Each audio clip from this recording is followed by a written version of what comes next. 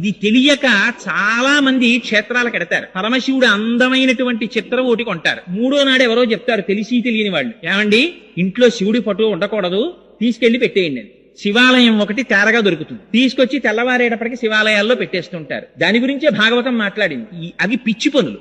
శ్రీచక్రం టీవీ. శివాలయానికి తీసుకొచ్చి శివుడి ఫోటో పెట్టేయడం ఏమిటి? నీకు మంగళం అక్కర్లేకపోతే, నీకు శ్రేయస్సు అక్కర్లేకపోతే, నీకు కళ్యాణం అక్కర్లేకపోతే, నీకు సుఖశాంతులు అక్కర్లేకపోతే నువ్వు శివుణ్ణి విడిచిపెట్టేసుకో, అభ్యంతరం ఏం లేదు. నీకు అశాంతి కావాలంటే, అమంగళమే కోరుకుంటే శివుడు నాకు అక్కర్లేదని చెప్పచ్చు. శివుడు అంటేనే మంగళం. అందుకని పోతన గారు, వ్యాసుల వారు నిర్ద్వందంగా చెప్పారు, నువ్వు శివుడు అక్కర్లేదని నిరీశ్వర యాగం చేశావు, అమంగళం జరుగుతుందని చెప్పి అమ్మవారు దేహత్యాగం చేసింది. ఏమైంది? మొదలెట్టిన యాగం తొట్టతుదకి చేసినటువంటి దక్ష ప్రజాపతి యొక్క శిరస్సు తెగి కింద పడిపోయింది. మనకి నేర్పింది భాగవతం. శివకేశవుల మధ్య భేదాన్ని చూడకు, శివుడు వద్దని అనకు, శివుడు అంటేనే మంగళ స్వరూపము.